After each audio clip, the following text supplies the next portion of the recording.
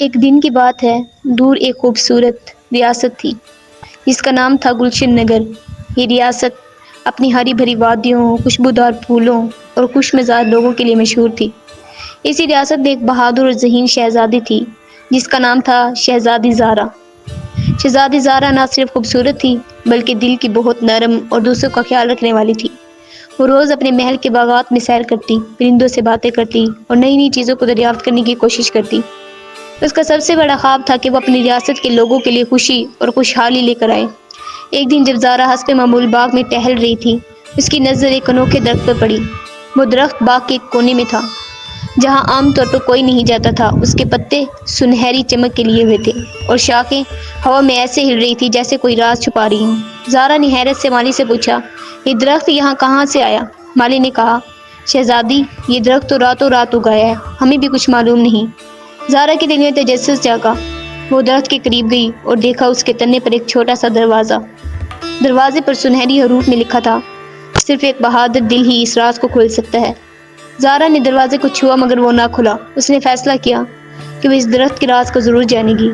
اگلے دن زارا اپنی وفادار دوست چہک کے ساتھ درخت کے پاس گئی۔ چہک ایک چھوٹی مگر نہایت ہوشیار پرندہ تھی جو پوری ریاست میں اڑتی اور خبر لاتی۔ زارا نے چہک سے کہا، مجھے اس درخت کا راز جاننا ہے، کیا تم میری مدد کرو گی؟ چہک نے کہا، میں نے جنگل کے پرندوں سے سنا ہے کہ یہ درخت جادوئی ہے اور اس کے اندر ایک دنیا ہے جو صرف سچے دل والوں کو دکھائی دیتی ہے۔ زارا نے فیصلہ کیا کہ وہ جنگل میں موجود ایک عقل مند بزرگ سے ملے گی جو جادوئی چیزوں کا علم رکھتا تھا۔ وہ گھوڑے پر سوار ہو کر جنگل روانہ ہو گئی۔ جنگل کے بیچ ایک چھوٹی سی جھوپڑی تھی جہاں وہ بزرگ رہتے تھے۔ زارا نے انہیں درخت کے بارے میں بتایا۔ بزرگ نے مسکرا کر کہا، یہ درخت ہزاروں سال بعد ظاہر ہوتا ہے۔ اس کا دروازہ کھولنے کے لیے 3 چیزیں ضروری ہیں، ایک سچا دل، ایک بہادر ارادہ اور ایک ایسی چیز جو تمہارے لیے سب سے قیمتی ہو۔ زارا واپس محل آئی اور اپنی الماری کھولی۔ وہاں بے شمار قیمتی زیورات تھے لیکن اس کا دل مطمئن نہیں تھا۔ تب اس کی نظر ایک چھوٹے سے سنہری لاکٹ پر پڑی جو اس کی ماں کی آخری نشانی تھی۔ وہی لاکٹ اس کے لیے سب سے قیمتی چیز تھی۔ اگلے دن زارا درخت کے پاس گئی، لاکٹ دروازے کے سامنے رکھا اور دعا کی، اے درخت، اگر تم واقعی جادوئی ہو تو اپنا راز دکھاؤ۔ اچانک دروازے سے سنہری روشنی نکلی اور وہ کھل گیا۔ زارا اور چہک خوشی سے اندر داخل ہو گئے۔ اندر ایک جادوئی دنیا تھی، چمکتے پھول، رنگین پرندے اور ایک جھیل جس کا پانی ہیروں کی طرح چمک رہا تھا۔ جھیل کے بیچ ایک جزیرہ تھا جہاں ایک سنہری ڈبہ رکھا تھا۔ اس پر لکھا تھا، اسے کھولو لیکن یاد رکھو جو کچھ بھی اس میں ہے وہ صرف دوسروں کی بھلائی کے لیے استعمال کیا جا سکتا ہے۔ زارا نے ڈبہ کھولا تو اس میں 3 بیج نکلے۔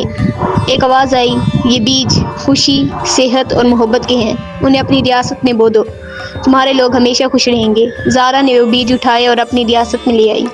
اس نے بیج اپنے باغ میں بوئے۔ کچھ ہی دنوں میں پہلے درخت سے ایک ایسا پھل نکلا جنہیں کھانے سے لوگ صحت مند ہو گئے۔ دوسرے سے ایسے پھول نکلے جو ہر چہرے پر مسکراہٹ لے آئے۔ تیسرے سے ایسے پھل نکلے جن سے لوگوں کے دلوں میں محبت بھر گئی۔ گلشن نگر پہلے سے زیادہ خوبصورت، خوشحال بن گیا۔ لوگ شہزادی زارا کی عقل مندی اور سچے دل کی تعریف کرنے لگے۔ زارا نے وہی لاکٹ دوبارہ درخت کے پاس رکھا اور کہا، تم نے مجھے اپنا راز دکھایا اور میں نے اسے اپنے لوگوں کے لیے فائدے کے لیے استعمال کیا۔ اچانک درخت سے روشنی نکلی اور لاکٹ زارا کے ہاتھ میں واپس آ گیا۔ ایک آواز آئی، تم نے امتحان پاس کر لیا، یہ لاکٹ اب ہمیشہ تمہارا ہے اور یہ درخت تمہاری ریاست کی حفاظت کرتا رہے گا۔ تب سے وہ جادوئی درخت گلشن نگر کی شان بن گیا۔ زارا اور چہک اس کے سائے میں بیٹھ کر اپنی محمد یاد کرتے اور شہزادی زارا کی کہانی آج بھی نسل در نسل سنائی جاتی ہیں، کیونکہ ہر راز ایک سچے دل اور بہادری سے کھلتا ہے۔ مگر اصل کامیاب وہی ہے جب ہم اپنی طاقت دوسروں کی بھلائی کے لیے استعمال کریں۔